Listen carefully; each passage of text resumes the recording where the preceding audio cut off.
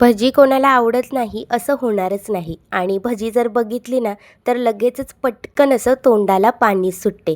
आज आपण हीच भजी अगदी झटपट आणि सोप्या पद्धतीने बनवणार आहोत. गोल भजी बनवलेली आहे, अगदी आतून सुद्धा जाळीदार आणि अजिबात तेलकट न होता, जराही सोडा न वापरता ही भजी आज आपण बनवणार आहोत.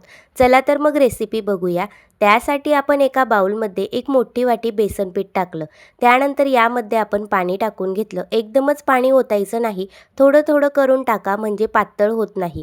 त्यानंतर याला आपल्याला थोडंसं घट्टच ठेवायचं आहे, जास्त पातळ करायचं नाही. जेवढं फेटता येईल ना तेवढं स्मूथली बॅटर छान असं मस्त फेटून घ्या. त्यानंतर यामध्ये एक मोठा कांदा बारीक चिरून घेतलेला टाकून घेतला. त्यानंतर अर्धा चमचा लाल तिखट टाकलं म्हणजे भजींना कलरसुद्धा अगदी छान येतो. त्यानंतर यामध्ये 1 चमचा जिरे, लसणाच्या पाकळ्या आणि मिरचीचा ठेचा आपण करून घेतलेला तो यामध्ये टाकून घेतला. चवीपुरता मीठ, अर्धा चमचा हळद, अर्धा चमचा हिंग, 1 चमचा आपण ओवा क्रश करून घेतल्या. त्यानंतर भरपूर अशी बारीक चिरलेली कोथिंबीरसुद्धा टाकून घेतली. सगळं असं हाताने मस्त एकजीव करून घ्यायचं.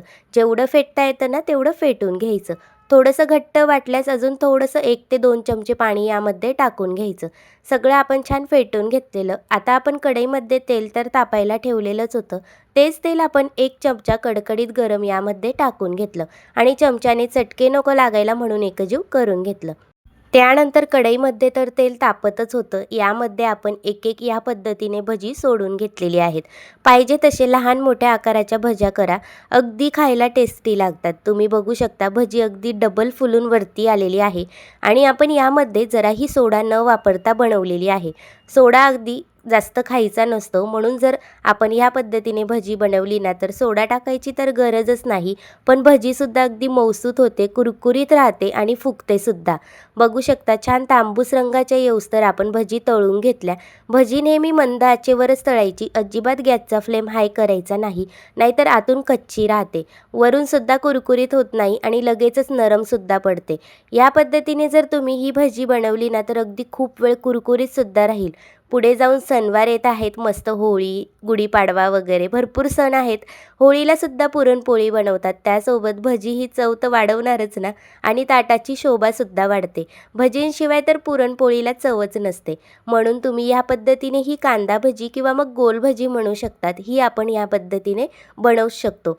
सगळ्यांना एवढी आवडेल ना की ताटातून कधी संपेल कळणारसुद्धा नाही. तुम्हाला मी पुढे दाखवणारच. आतूनसुद्धा किती जाळीदार झालेली आहे आणि अगदी खुसखुशीत झालेली आहे, दाखवतेच. बघू शकता छान मस्त भजी आपण तोडून दाखवणार आहोत. अगदी आतूनसुद्धा मस्त जाळीदार खुसखुशीत झालेली आहे. ह्या पद्धतीने तुम्ही ही गोल भजी नक्कीच ट्राय करा.